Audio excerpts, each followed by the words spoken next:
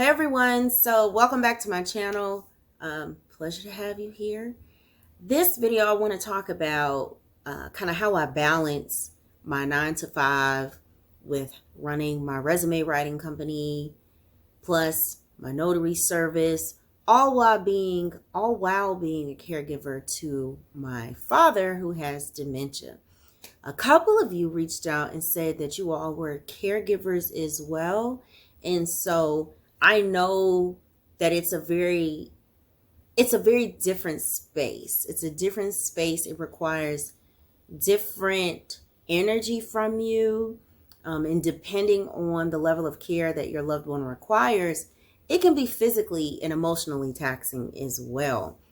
So for those of you who are not aware, my father does reside with me. He has dementia. He was diagnosed maybe 4 years ago. I've been in my home I closed on my home December 2018. Moved in January 2019. Yeah. So he was diagnosed like 4 years ago. And at that time, like when he told me, it was real random. I was giving him a ride from a doctor's appointment, and he'd been in maybe 2 car accidents that were very random.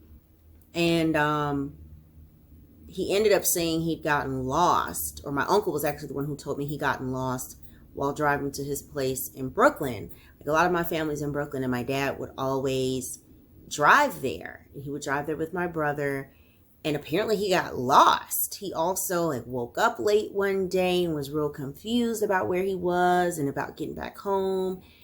But he never told us any of this, and they never told us this until boom, hey, I have dementia. And so it progressed pretty quickly, I would say. At this point, he doesn't walk. When he talks, it doesn't really make sense. He makes jokes. Sometimes they make sense. Sometimes they don't. He laughs when he wants to. Sometimes he could be a little sad. You don't know what's going on in his mind. Before he stopped walking, which was just, I guess, after his last birthday, or right around his last birthday in May of 2020, it was difficult for him to walk at that time, or he would lose his balance easily, and he was in physical therapy. But then just one day he just kind of slid down to the floor when I was helping him get to the bathroom, and that was it. He just kind of stopped walking, and it was weird. I don't know how to explain it. It was weird. I was standing there and I was helping him walk, and he just slid out of my arms onto the bathroom floor, and then proceeded to try to fight me because he said I pushed him. So my dad was one of those people with dementia. He's gut punched me. He has full on chased me through the house. He's built like an ox. He was fast and quick. I've had to run and lock the door. I only have deadbolts in my house, so you can't get out without a key, because he is a flight risk as well, or he was a flight risk. Now he can't walk, which is the blessing and the curse in that. He's gotten lost. He used to be in a little small personal care home, and he got out from there one night at about 3 a.m. on a Tuesday morning. They called me. They called my mom, and we were just riding around Atlanta looking for him. The police did not help. What you hear about the Maddie's call and all of that, they don't do that till you've been gone. I want to say 2 days or something like that. But the policeman didn't even wait for me to get to the home. I was coming from maybe 20 minutes away at that point. Didn't even wait for me to get to the home. He was gone. They didn't follow up. It is literally if you lose a loved one with dementia / Alzheimer's, which he kind of has a blend, they're just sorry, once they're gone for 2 days, we'll step in, which sucks. That's a whole nother topic. I can talk about this for days, but specifically what I wanted to try to hone in on is kind of how I balance all of that with having a job and also trying to be an entrepreneur on the side. And it can be difficult, but because my 9 to 5 is home based at this point, until maybe next month, I may go in once a week. And because my resume writing business is home based, I don't have to go anywhere for that. The notary business is the one that I do have to leave the house for. However, I'm blessed in the fact that my mom, my sister, my brother, all three of them live 10 minutes from me. That's it. Down the street, the same street actually, but like 10 minutes down. It's just a bunch of lights. So when I get an appointment, I'm like, hey, I got an appointment coming up, and they come. My mom is retired. My sister is a nurse, so she works like a little bit of a different schedule. So she's on maybe 3 days and she's off the rest. So some days I can get her, but most of the time it's my mom and my brother, because my brother is also a notary. Yeah, so we make it work. Pre-pandemic, I did have a caregiver who came in, I think 4 days a week. My dad is on Medicare, and then he did get approved for one of the Medicaid programs where they'll pay towards you having someone come in the home.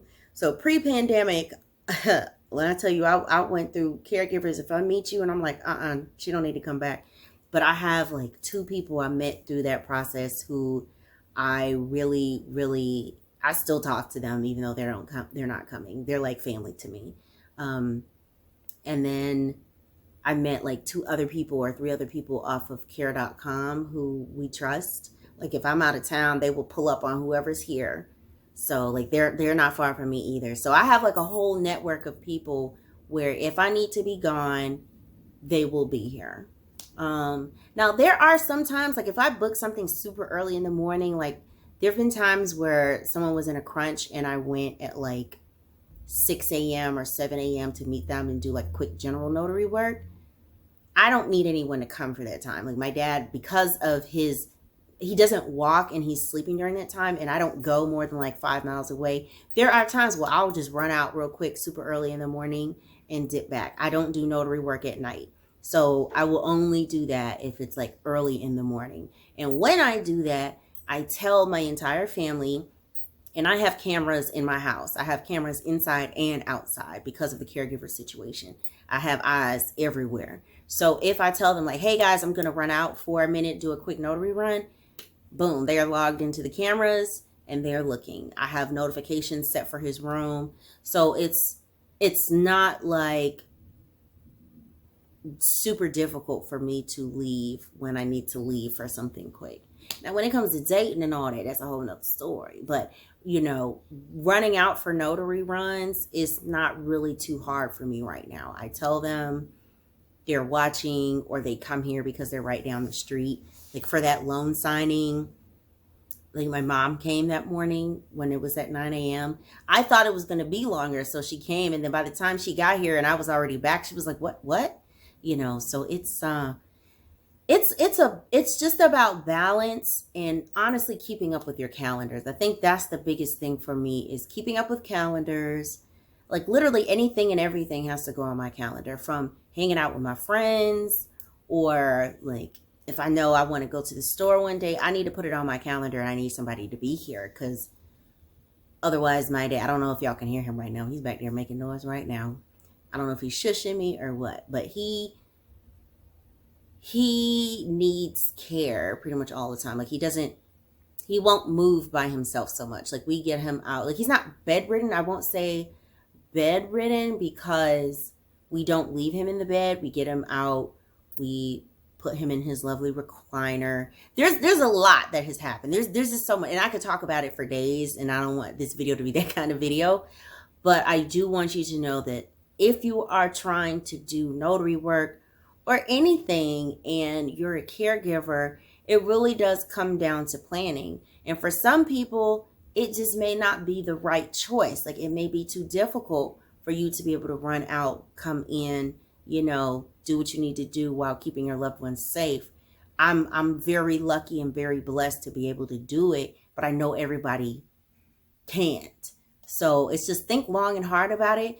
And hopefully, you know, you can work on developing a network of caregivers in your community who don't mind, like if there are retired people in your community, if you make friends with them and you start trusting them. Now I run a background check on everybody. I don't care if the company runs a background. I'm running my own background check.